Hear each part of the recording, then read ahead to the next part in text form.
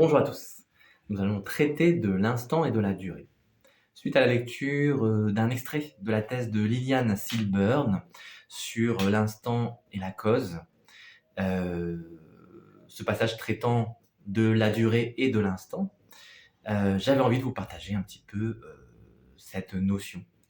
Il y a quelque chose en physique qui se définit comme l'instant par opposition au temps. Le temps, c'est la chose qui s'expanse, qu'on peut mesurer, et l'instant, c'est ce que l'on ne peut pas mesurer, qui ne va pas s'étaler dans le temps, qui sera juste ponctuel. Mais ici, l'instant, ça va plutôt être abordé par rapport, par exemple, aux traditions tibétaines ou hindouistes ou shivaïsme du Cachemire, comme cette notion de non-connaissance. Alors, je vais expliciter un petit peu.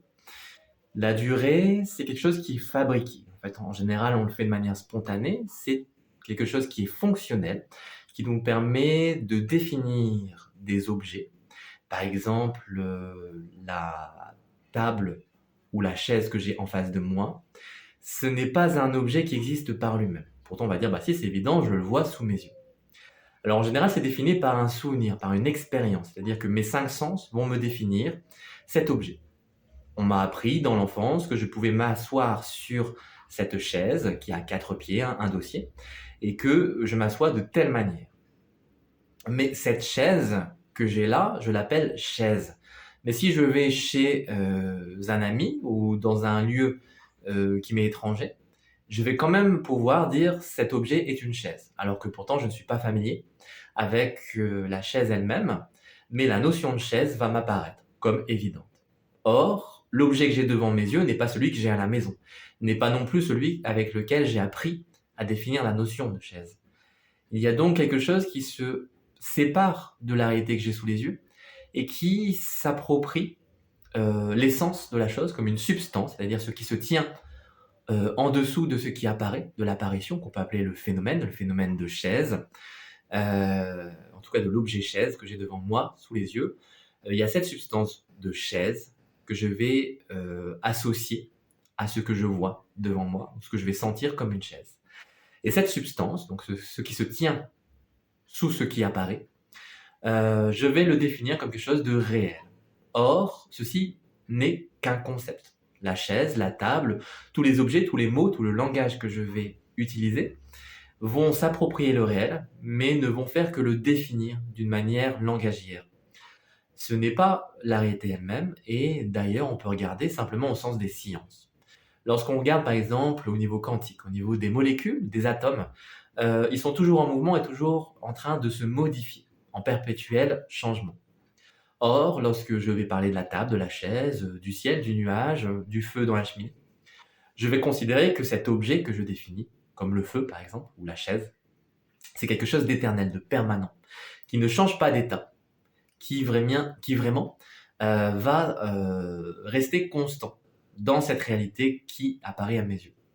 Or, comme on l'a souligné, purement de manière physique, l'état de la chaise, l'état moléculaire au minimum, se modifie en permanence. De même que la chaise, elle peut vieillir, ou le feu peut s'éteindre, et je vais pourtant toujours pouvoir l'appeler feu, ou toujours pouvoir l'appeler chaise. Bien que je pourrais dire cette chaise est vieille et la qualifier d'une manière ou d'une autre, ou par la couleur. Voilà. De même que quand je vois une voiture, je sais que c'est une voiture, même si c'est une petite voiture, une grande voiture. Elle est rouge, verte, bleue, ou elle a une marque différente, une forme différente, je vais toujours l'appeler voiture. Donc cette conscience des choses, cette connaissance, est une fiction que je me raconte pour un aspect fonctionnel, pour un aspect pratique, pour un aspect utilitaire, mais ce n'est pas la réalité elle-même. Je reviens à la notion de durée. Qu'en est-il de cet espace-temps qui se définit comme des heures, des minutes, des secondes, etc., qui peut se fractionner de manière de plus en plus petite, fine? Eh bien, c'est pareil. En fait, le cerveau a besoin, pour établir un constat qui ne va pas être variable en permanence, hein, va devoir définir une stabilité. Sinon, si par exemple, lorsque je regarde autour de moi, les choses sont toujours en train de bouger dans leur forme ou dans leur propriété, je ne vais pas être capable d'évoluer dans ce monde qui est en constant changement. Donc il faut une certaine stabilité. D'où l'intervention de la notion de durée. Cette durée qui va me permettre de penser les objets, de penser ma pensée, et puis de reconnaître les choses sans perturbation. Donc, si je veux m'asseoir sur cette chaise, je vais pas à chaque fois que je vais regarder une chaise qui ne m'appartient pas et que je découvre, ou même la chaise que j'ai comme propriété, mais qui elle-même a changé d'instant en instant, puisque l'instant est unique, eh bien, je vais lui donner une certaine durée. Donc, je vais comprendre que ces propriétés n'ont pas changé dans la durée, mais ceci n'est qu'un concept. Donc, la manière de s'asseoir et d'utiliser la chaise n'aura pas bougé d'une heure à l'autre, d'un jour à l'autre. Et c'est quelque chose qui s'établit par la connaissance, par le mental. Or, dans le sens de l'éveil, on va faire fi un petit peu de cette connaissance et ne pas regarder la chaise, comme un objet même, mais on va la regarder dans l'instant. On va l'expérimenter comme quelque chose qui ne se définit pas comme une permanence, comme une substance. Évoqué il y a quelques instants, justement, les choses ne vont pas perdurer. Et c'est quelque chose qui est difficile à concevoir, justement, pour le cerveau, mais qui va nous faire du bien, dans le sens où je vais abandonner progressivement un cadre, une définition, et pouvoir me laisser bercer par les choses telles qu'elles sont, et non pas par une nature propre que j'aurais définie à l'avance, comme une expérience qui me donnera une sorte d'assurance, de sécurité, mais aussi de fixation. C'est quelque chose qui va sortir du temps et comment dire, s'inséminer en moi comme un instant, toujours neuf, toujours particulier. Et par exemple, avec la chaise, lorsque je vais la voir, elle va perdre ses propriétés de chaise. Et je ne vais plus pouvoir savoir à quoi elle sert, même si bien sûr j'ai toujours la mémoire de cette utilité. Mais dans le sens de l'ouverture, je vais pouvoir m'abandonner à cette vision unique dans l'instant de ce qui se présente à moi, non pas comme une chaise, mais comme ce qui est. Et ma conscience va prendre le relais sur la connaissance. Donc la connaissance qui en général veut maîtriser les choses, ce mental qui essaye de stabiliser, va à un moment donné s'ébranler et donner un mouvement d'actualisation, une sorte de dynamique qui va créer un état neuf du monde. C'est ainsi que je vais redécouvrir les choses et que je ne vais pas pouvoir m'asseoir sur une connaissance déjà préétablie. Ce renouvellement va perturber l'ordre du monde, donc va menacer ma propre sécurité, ce qui peut soulever des peurs et qui peut amener des gens à toujours vouloir établir cette sécurité, c'est-à-dire cette permanence dans la durée. Et c'est vrai que c'est très inconfortable, parce que imaginez que je sors de la maison et je redécouvre la rue sous mes yeux, et que je ne sais plus dans quel sens je dois aller. Est-ce que je dois aller à droite? Est-ce que je dois aller à gauche? Comment ça s'arpente une rue? Est-ce que je dois marcher sur la route, sur le trottoir? Qu'est-ce que ça veut dire, cette bordure qui longe la route?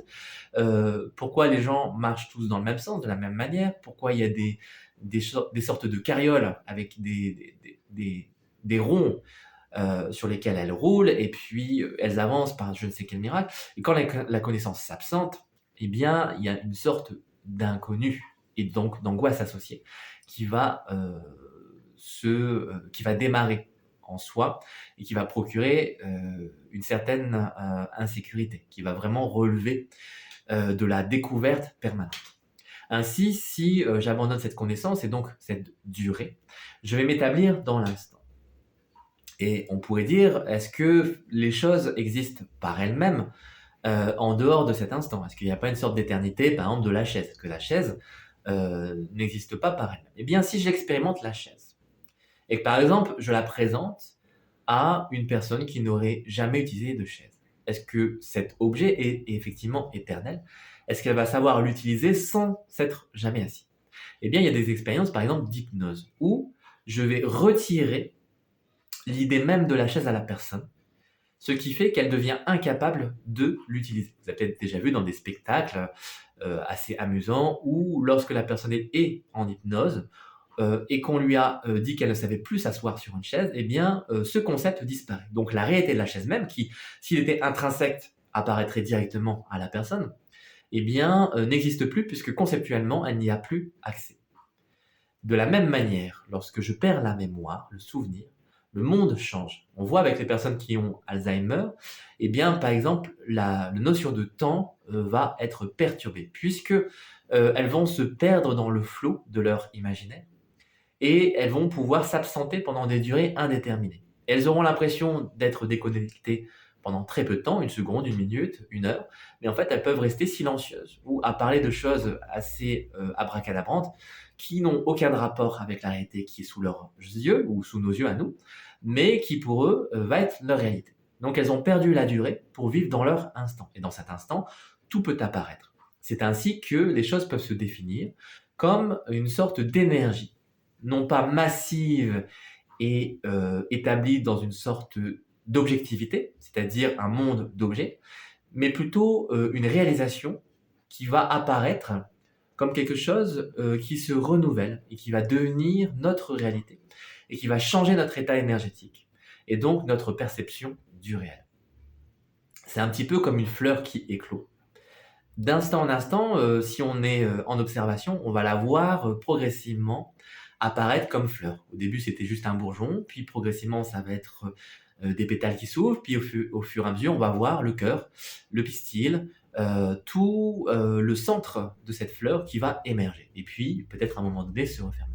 Et donc, c'est pas quelque chose qui va être observé sur la durée, parce que c'est pas quelque chose qui se voit au fur et à mesure, à chaque seconde, mais c'est quelque chose qui est instantané. On regarde la fleur le matin, et puis elle est fermée.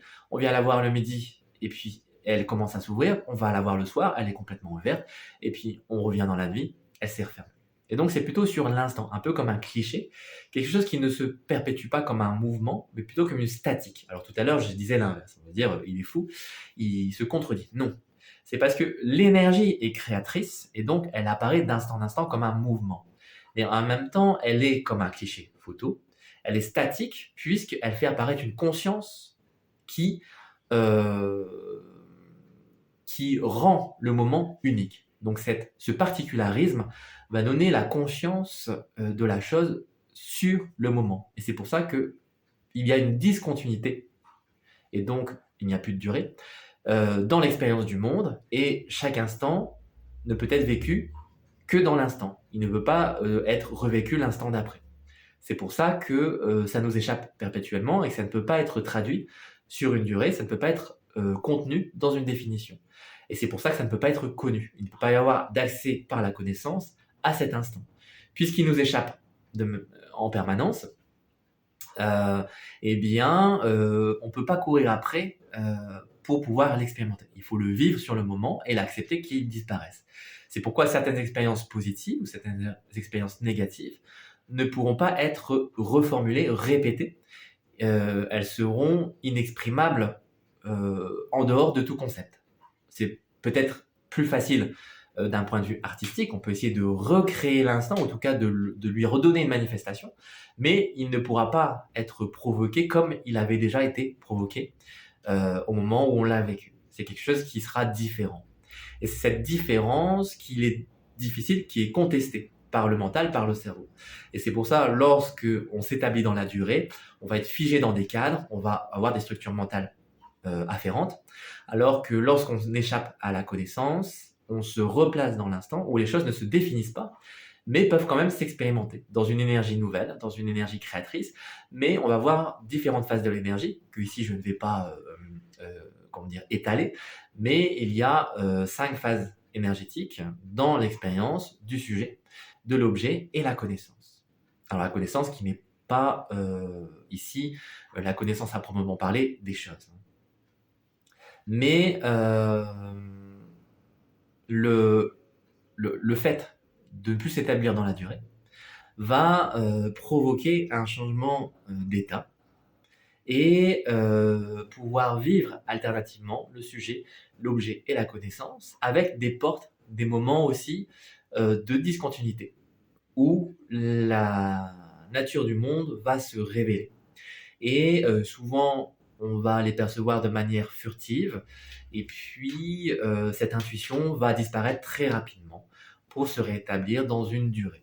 Et ces allers-retours entre l'instant et la durée vont nous permettre d'expérimenter de manière plus ou moins subreptice ce qu'est le réel, pour progressivement s'établir, je ne sais pas si c'est une fin en soi, mais s'établir en tout cas dans l'expérience instantanée des choses, ce qui va donner de la joie, puisque dans l'instant, des choses qui se fixaient comme l'angoisse, la peur, la tristesse, les choses aussi comme le bonheur, mais la peur de le perdre, vont disparaître et faire apparaître quelque chose qui va emmener dans un mouvement créateur, qui va se vivre physiquement, émotionnellement et mentalement, et qui va donner accès à une réalité beaucoup plus mouvante et en même temps une réalité aussi de permanence, mais aussi une réalité qui disparaît, une réalité qui s'efface, et aussi quelque chose d'indicible. Et puis peut-être aussi des phases de grâce où on va toucher à l'essence même du monde, de cette réalité. C'est pour ça que c'est assez difficile, puisque ça va faire émerger des énergies fortes et qu'en général, notre organisme essaye de diminuer l'intensité pour nous permettre de ne pas nous griller, de nous permettre de ne pas sombrer dans la folie et de, possiblement, ne plus être capable de distinguer le monde pratique de ces réalités apparentes, mais aussi toujours changeantes. Ainsi, cette réalité de l'instant et cette réalité de la durée peuvent coexister avec la connaissance qui ne gêne pas l'instant, mais qui ne permet pas de le réaliser tel qu'il est. On peut continuer à vivre normalement, hein, on n'est pas une personne différente des autres, dans le sens de l'objectivité, puisqu'on va continuer à utiliser sa voiture ou à voyager, à travailler, à utiliser des ustensiles de cuisine, à faire le ménage comme tout le monde. Mais on va aussi vivre dans cette absence de durée une émergence d'autres énergies qui sont voilà, plutôt à vivre qu'à décrire, mais qui sont effectivement plus proches du réel que la définition objective des choses. Et ça va aussi permettre de s'émanciper de ces angoisses, de ces peurs, de la notion de mort et de vie, de vivre du coup plus dans l'instant, comme le répètent les traditions. Et c'est quelque chose qui ouvre au bonheur réel, sans que ce soit un conditionnement ou une poursuite. C'est quelque chose qui fait partie intrinsèquement de l'expérience du réel. Inversement, ça peut aussi donner parfois une malhabileté à gérer, par exemple les rendez-vous ou à prévoir des choses. Et c'est pour cela que on n'est pas obligé d'abandonner la connaissance, c'est simplement qu'elle va se gérer de manière différente. On va vivre à la fois la continuité et la discontinuité. C'est quelque chose qui peut ne pas paraître évident au départ, mais qui, au fur et à mesure, peut s'apprivoiser et donner une double expérience, celle de la réalité même, pure, et en même temps celle du monde objectif dans lequel on évolue.